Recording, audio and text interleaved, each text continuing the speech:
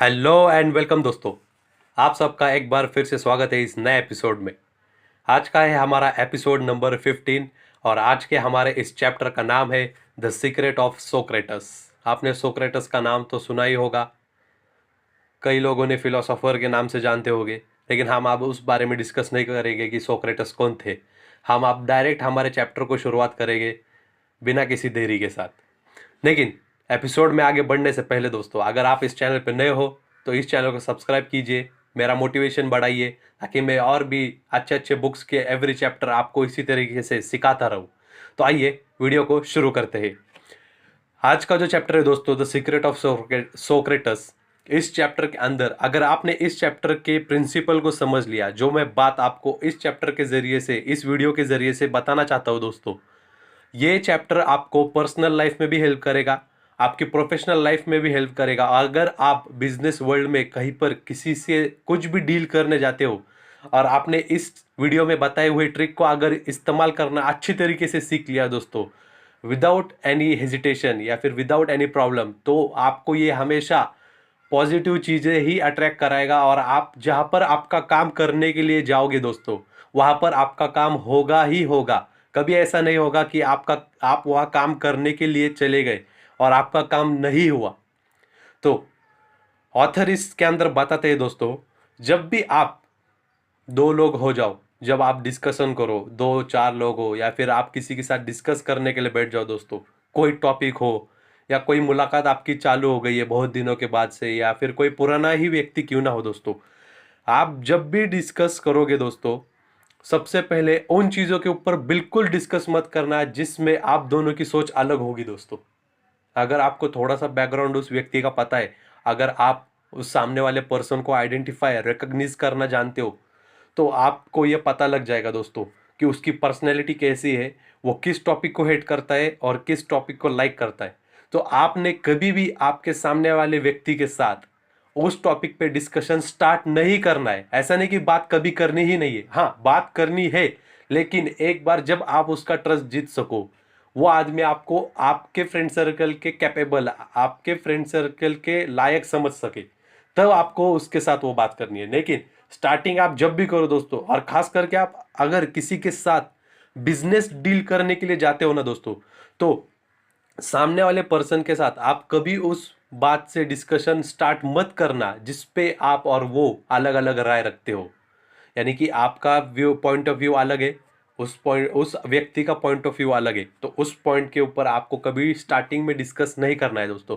आप हमेशा उन बातों के ऊपर डिस्कशन स्टार्ट करो जिस टॉपिक के ऊपर, जिस डिस्कशन का पॉइंट जो है उसके ऊपर आप दोनों की राय सेम हो।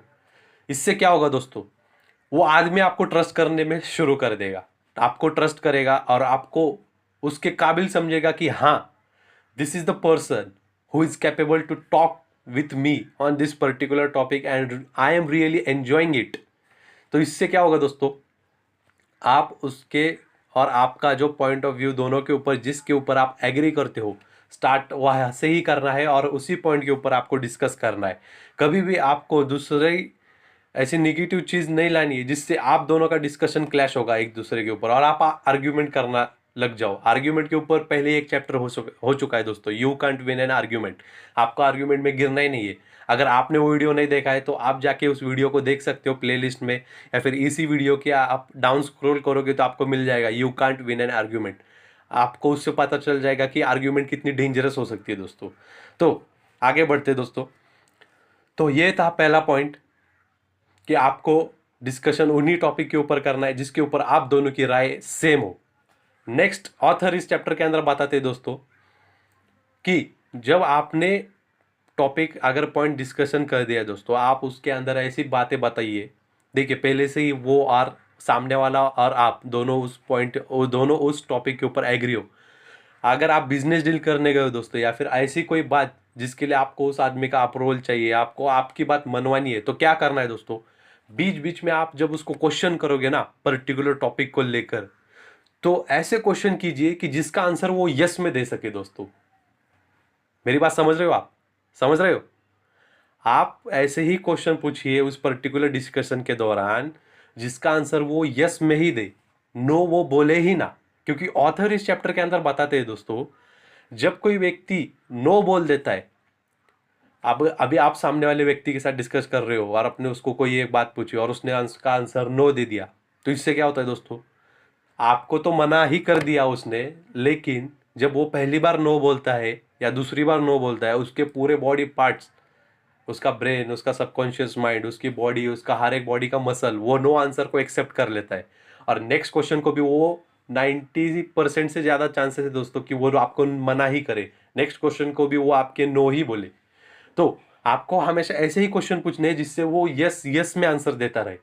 जितनी बार वो यस बोलेगा ना दोस्तों, उतने चांसेस बढ़ जाएंगे कि आपका थर्ड क्वेश्चन हो, फोर्थ क्वेश्चन हो, फिफ्थ क्वेश्चन हो या सिक्स्थ क्वेश्चन हो, वो आपको यस में ही आंसर करे। इसको कहते हैं यस यस अप्रोच। इस ट्रिक का नाम है यस यस अप्रोच। इस चैप्टर के अंदर दोस्तों, अगर आप इस चैप्टर का प्रिंसिपल पढ़ोगे ना, तो प्रिंसिपल ऑथर ने यही बताया, get the other person saying yes yes immediately.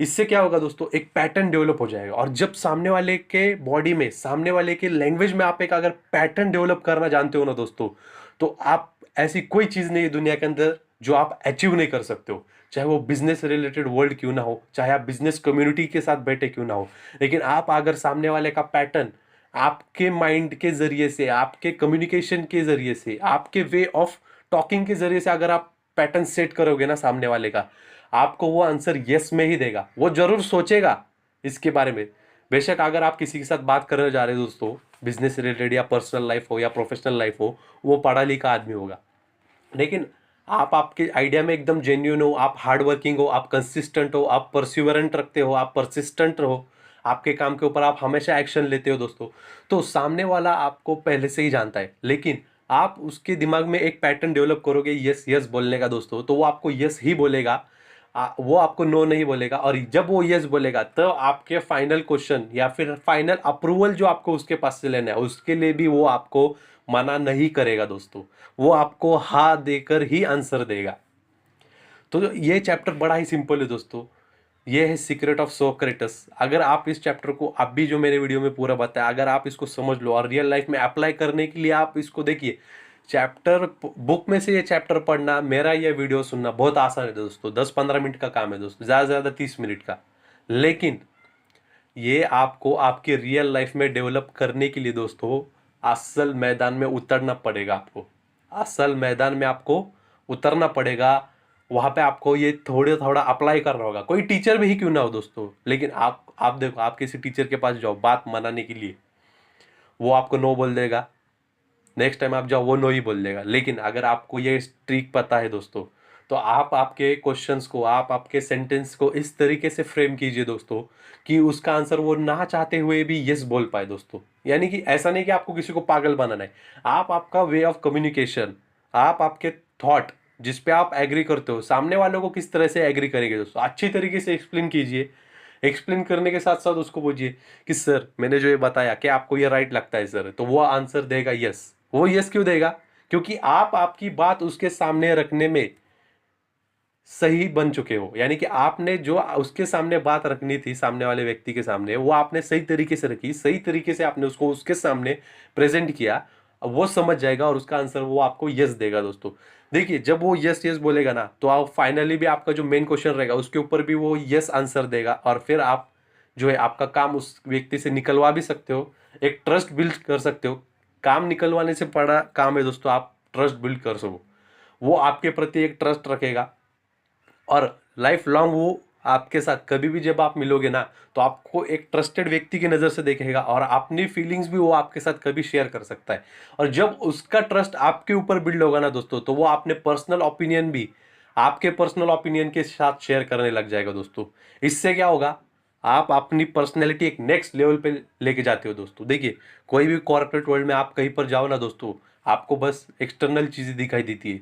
कौन सी एक्सटर्नल चीज़ें दोस्तों, आपने कौन सा ब्रांड पहना है, आपको लगता है कि मैं मेरे एचआर के पास जाऊंगा, मेरे सीनियर के पास जाऊंगा, वो मेरे शूज़ देखेगा कि भाई ये जो बंदा है इसने कौन से ब्रांड के शूज़ पहने हैं, कौन से ब्रांड की वॉच पहनी है इसने, कौन से ब्रांड का शर्ट पहना है, कौन से ब्रांड का बेल्ट पहना है। नहीं दोस्तों, ये नहीं होता। कोई भी कॉरपोरेट, कोई भी कॉरपोरेशन या फिर कोई भी बड़ी ऑर्गेनाइजेशन अगर आपको कोई चीज़ देखती है ना दोस्तों, सबसे पहले वो आपकी इंटरनल पर्सनैलिटी देखती है दोस्तों। अगर वो कॉम्पिटेंट आदमी है ना दोस्तों, तो आपके एक्सटर्नल अपीयरेंस से इन्फ्लुएंस नहीं होगा दोस्तों। बेशक एक्सटर्नल अपीयरेंस आपको हमेशा अच्छा ही रखना है, एवरेज रख दीजिए दोस्तों, कोई फर्क नहीं पड़ेगा, लेकिन इंटरनल स्किल्स, आप किस तरीके से आपकी लैंग्वेज फ्लुएंटली बोल पाते हो। ऐसा ज़रूरी नहीं है कि आप इंग्लिश में ही हमेशा डील करो।